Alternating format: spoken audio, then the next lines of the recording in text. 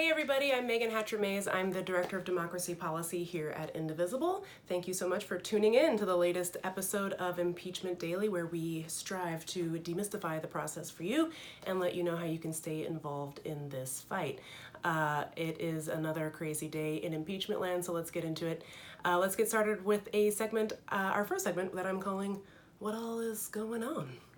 Yesterday we talked a little bit about Trump's decision to remove U.S. troops from the Turkey-Syria border, an issue that's unrelated to impeachment but had the effect of making even Republicans mad at him. Republicans like Mitch McConnell and Lindsey Graham, two people not known for being critics of the president. In fact, they are usually in lockstep with him, so it's kind of interesting to see that group of senators come out very strongly against the president. It shows that they are capable of standing up to the president under certain circumstances. And so the hope, I think, is that they will find our democracy to be one of the circumstances under which they might stand up to the president, but we will be keeping an eye on that issue for sure. So let's move on to our next segment, which I'm calling, I'm sorry, what all happened today?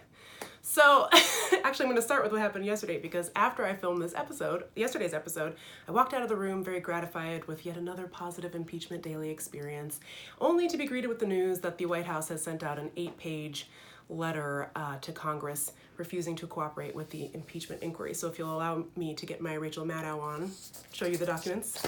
This whole thing is just completely unhinged. The White House is refusing to turn over internal documents related to Trump's Ukraine call that Congress is seeking as part of its impeachment inquiry.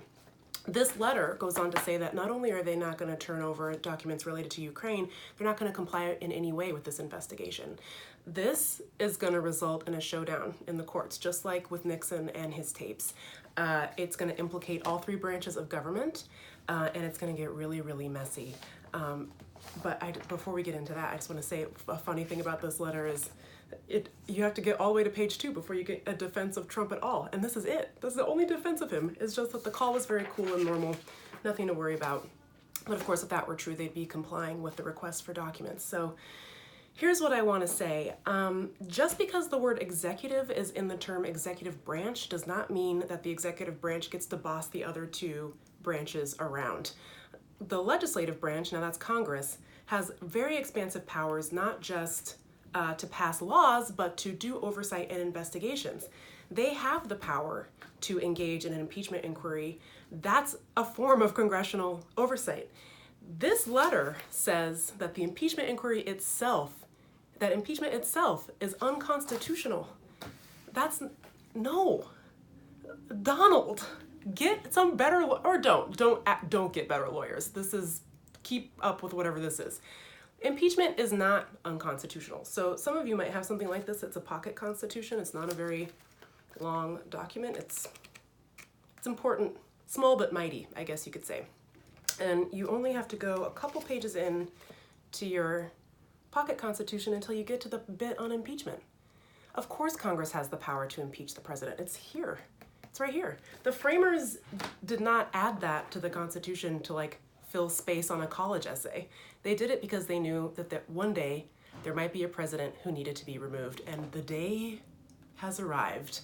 So this letter is a manifestation of Donald Trump desperate, flailing, and pushing our country to the brink. And he has shown he has no compunction about doing that when it comes to saving his own skin. He will throw our country under the bus with Mike Pence and Rick Perry just to save his own skin. So what are we going to do about it? I think you know what I'm going to say. We're going to have to stay involved. We're going to have to keep the momentum up. And here's how you can stay involved. You can text IMPEACH to 97779, and we will text you more information about how to stay involved. Congress is still in recess, although the House Intelligence Committee is staying behind trying to get documents to start drafting the articles of impeachment. But other members are back in their home districts, as you know. You can go to our website, impeachnow.org. You can find the map that has all the different recess events. You can schedule your own recess event. There's resources on that site, digital toolkits, things like that you can use to talk to your member of Congress. And this is very, very important. Make sure you're talking to Democrats and Republicans. This is very, very important. I know I say this at the end of every episode, but it is time for Republicans to get involved in this fight. This is serious. This is a constitutional crisis. This isn't a joke. This isn't funny. He wasn't joking. Trump is not joking. So it's not too soon to start calling your Republican senators, especially because eventually this will make its way to the Senate. So if you have a Republican senator, give them a call. Let them know how important democracy is to you. Let them know how important it is to you that the president be held accountable. You can do that now. You don't have to wait for the articles of impeachment to make their way to the Senate. So go ahead and give them a call now. And make sure the Democrats, if you're represented by a Democrat who supports impeachment, make sure they know that you have their back. So impeachnow.org, you can find more information about that. You can look up your member and you can start making those calls. Very important. Thank you so much for tuning in to Impeachment Daily, and I will see you tomorrow.